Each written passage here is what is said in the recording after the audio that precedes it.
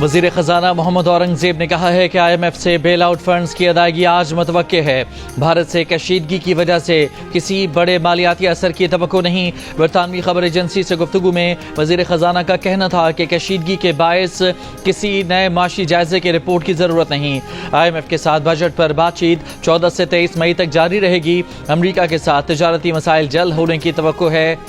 भारत को यकतरफा तौर पर मुअत्तल सिंतास मुआहिदा वापस बहाल करना होगा। वज़ीर आज़म शहबाज शरीफ का हर साल 10 मई को यौम मार्का हक मनाने का ऐलान। वज़ीर आज़म का मार्का हक के दौरान शहीद होने वालों के लिए शोहदा पैकेज का ऐलान। शहीद शहरियों के वरसा की 1 करोड़ रुपए माली मुआवनत की जाएगी। जख्मी होने वालों को 10 लाख से 20 लाख रुपए दिए जाएंगे। पाक फौज के शोहदा की रिटायरमेंट की तारीख तक मुकम्मल तनख्वाह और अलाउंसेस जारी रहेंगे। पाक फौज के शोहदा के बच्चों को ग्रेजुएशन तक मुफ्त तालीम दी जाएगी।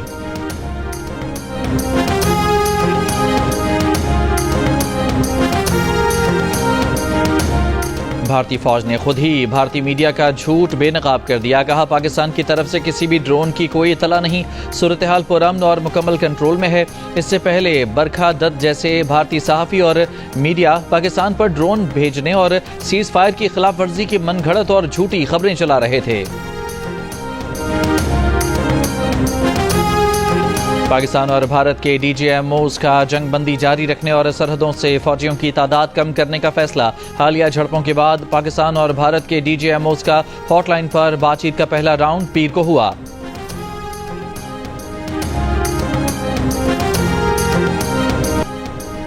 वज़ीर दिफा ख्वाजा आसिफ ने कहा है कि मोदी की तकरीर एक हारे हुए जुआरी की तकरीर थी जिसके पल्ले कुछ नहीं। प्रोग्राम आज शाहजेब खानजादा के साथ में गुफ्तगू करते हुए कहा कि मोदी ने अपनी साख बचाने के लिए बौखलाहट में ये तकरीर की और अपनी गुफ्तगू में कश्मीर और दहशत गर्दी को काबिल गुफ्तगू मान लिया। कश्मीर पर बात होगी तो सलामती कौंसिल की करारदादों का जिक्र होगा। दहशत गर्दी की बात होगी तो हम पहलगाम वाक़ई की तहकीकात का मुतालबा करेंगे। पाकिस्तान में BLA जैसी तंजीमें भारत की पैदा करदा हैं।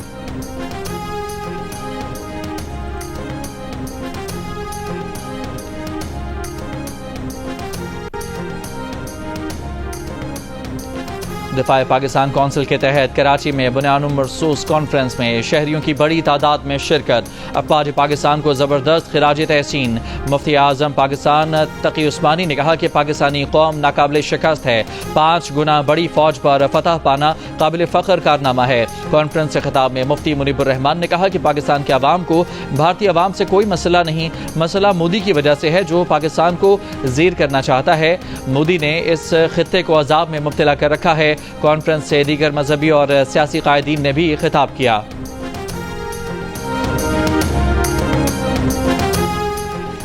अमरीकी दिफाई जरीदे दी नेशनल इंटरेस्ट ने अपनी रिपोर्ट में लिखा है कि 7 मई की पाक भारत फिजाई झड़प पाकिस्तान की वाज़ेह बरतरी पर ख़त्म हुई। दिफाई माहिरीन समझते थे कि वसाइल और अददी ताकत के बायस भारत का पल्ला भारी रहेगा, मगर हुआ उसके उलट। मैगजीन ने लिखा कि पाकिस्तान ने चीन में बने J-10C तैयारों और PL-15 मिसाइलों से 5 भारतीय तैयारे मार गिराए, जिनमें 3 फ्रांसीसी साख्ता ताकतवर लड़ाका तैयारे रफाल भी शामिल हैं।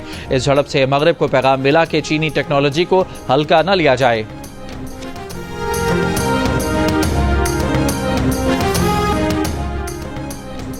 Vice chairman PTI Shah Mahmood Qureshi ने भारत से जंगबंदी के बाद मुल्क के अंदर भी सियासी जंगबंदी करने की अपील कर दी।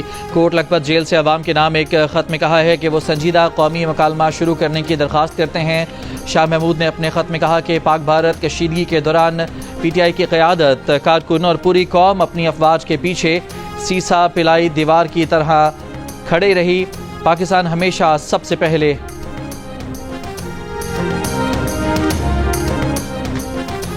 तहरीक इंसाफ ने जुनैद अकबर को PAC की चेयरमैनशिप से मुस्ताफ़ी होने और उमर अयूब को चेयरमैन PAC का ओहदा संभालने की हिदायत कर दी।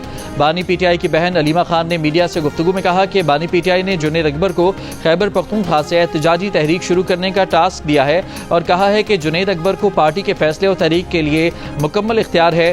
तहरीक का मकसद बानी PTI क़यादत और कारकुनों की आज़ादी और धांधली के खिलाफ आवाज़ उठाना है।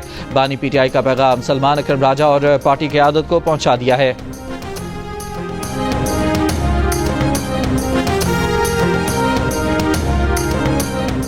Chairman P T I barrister Gohar نے کہا ہے کہ پبلک اکاؤنٹس کمیٹی کی سربراہی سے جنید اکبر کو ہٹانے کا سوال ہی پیدا نہیں ہوتا. دکھ ہوتا ہے جب پارٹی کے اندر کی باتیں لیک ہوں, لوگ اس پر بات کریں. پارلیمنٹ کے باہر میڈیا سے گفتگو میں کہا کہ وہ بانی پی ٹی آئی کے ہر حکم کو مانتے ہیں, انہیں بانی پی ٹی آئی کا کوئی خط نہیں ملا. ایک سوال کے جواب میں کہا کہ اگر آپ والدین کو جیل میں رکھیں گے تو بچے کیسے آپ کے ساتھ فنکشن میں شریک ہوں گے.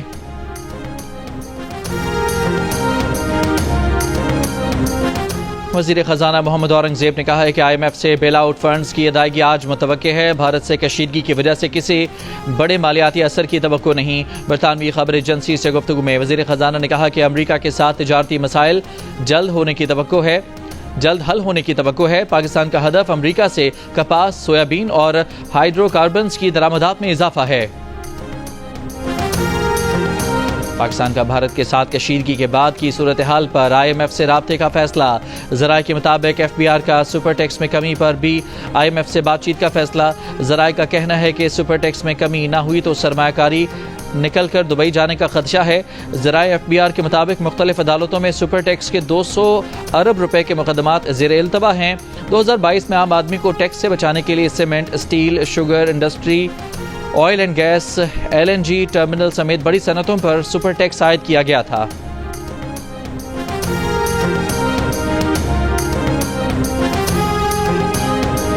وزیر اعلیٰ پنجاب مریم نواز کی بھارتی جارحیت کے دوران زخمی افسران اور جوانوں سے ملاقات. سی ایم ایچ لاہور میں زیر علاج غازیوں کی خیریت دریافت کی, جلد صحت یابی کی دعا کی. وزیر داخلہ محسن نقوی کی بھارتی ڈرون حملے میں شہید حیدر علی کے گھر آمد لواحقین سے تعزیت. کہا شہیدوں کی قربانی سے جنگ میں فتح ملی. بھارت اب کوئی ایڈونچر کرنے سے پہلے 100 بار سوچے گا. پاکستان کا دہشت گردی سے کوئی تعلق نہیں. بھارت نے پہلگام کے بعد جو ڈرامہ رچایا اس سے انہیں کوئی نہیں روک سکتا.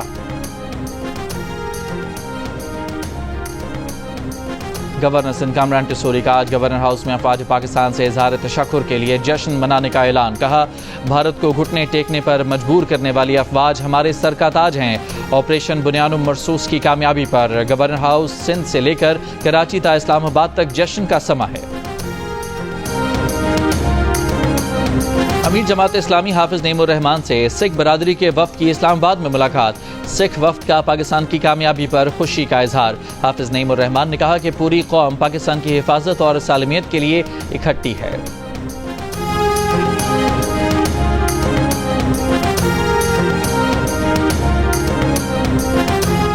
پاک بھارت کشیدگی کے بعد فلائٹ شیڈول میں بہتری آنے کا سلسلہ جاری.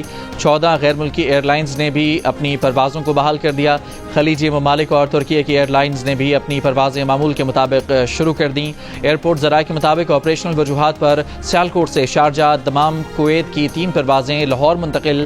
مدینہ, کراچی, کوئٹہ کی پرواز بھی انتظامی طور پر لاہور اور اسلام آباد میں اتاری گئیں.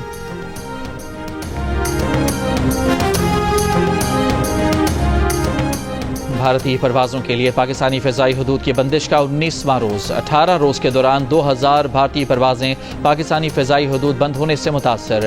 بھارتی ایئر لائنز کو گزشتہ 18 روز میں 400 کروڑ بھارتی روپے سے زائد کا نقصان ہو چکا ہے. بھارت نے 32 ایئرپورٹس پر آپریشن شروع کرنے کا نوٹم جاری کر دیا. بھارتی ایئرپورٹ اتھارٹی کا کہنا ہے کہ پہلے بند کیے گئے ایئرپورٹس اب سول ایئر کرافٹ آپریشنز کے لیے دستیاب ہیں.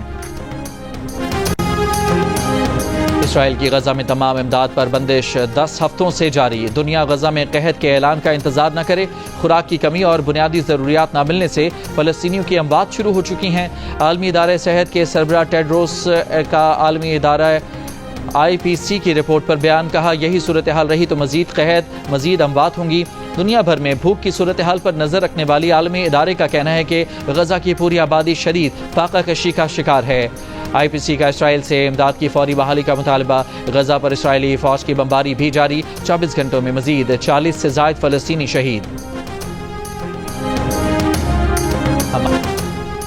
وزیر خزانہ محمد اورنگزیب نے کہا ہے کہ آئی ایم ایف سے بیل آؤٹ فنڈز کی ادائیگی آج متوقع ہے. بھارت سے کشیدگی کی وجہ سے کسی بڑے مالیاتی اثر کی توقع نہیں. برطانوی خبر ایجنسی سے گفتگو میں وزیر خزانہ نے کہا تھا کہ آئی ایم ایف کے ساتھ بجٹ پر بات چیت 14 سے 23 مئی تک جاری رہے گی. امریکہ کے ساتھ تجارتی مسائل جلد ہونے کی توقع ہے. پاکستان کا ہدف امریکہ سے کپاس, سویابین اور ہائیڈرو کاربنز کی درآمدات میں اضافہ ہے.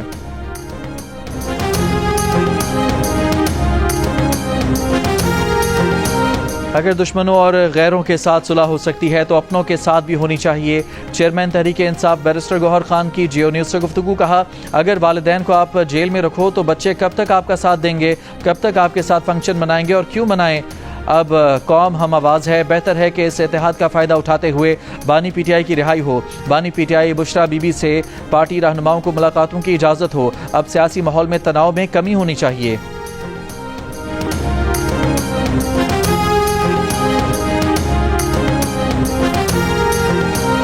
شمالی وزیرستان کی تحصیل سپنوام میں گاڑی پر فائرنگ, 4 افراد جاں بحق, 1 زخمی. پولیس کے مطابق جاں بحق افراد قبائلی عمائدین ہیں. ضلع انتظامیہ سے ملاقات کے بعد واپس جا رہے تھے. واردات کے بعد ملزمان فرار ہو گئے. سینیٹر ساجد میر کے انتقال کے باعث خالی نشست پر الیکشن 29 مئی کو ہوگا. الیکشن کمیشن نے پنجاب سے سینٹ کی خالی جنرل نشست پر الیکشن کا شیڈول جاری کر دیا. کاغذات نامزدگی 14 سے 15 مئی تک جمع کرائے جا سکیں گے. اسکروٹنی 17 مئی کو ہوگی. جام شورو خدا کی بستی میں گھر سے میاں بیوی اور 2 بچوں کی لاشیں ملی ہیں. پولیس کے مطابق 4 افراد کو تیز دھار آلے سے قتل کیا گیا. لاشیں 3 روز پرانی ہیں.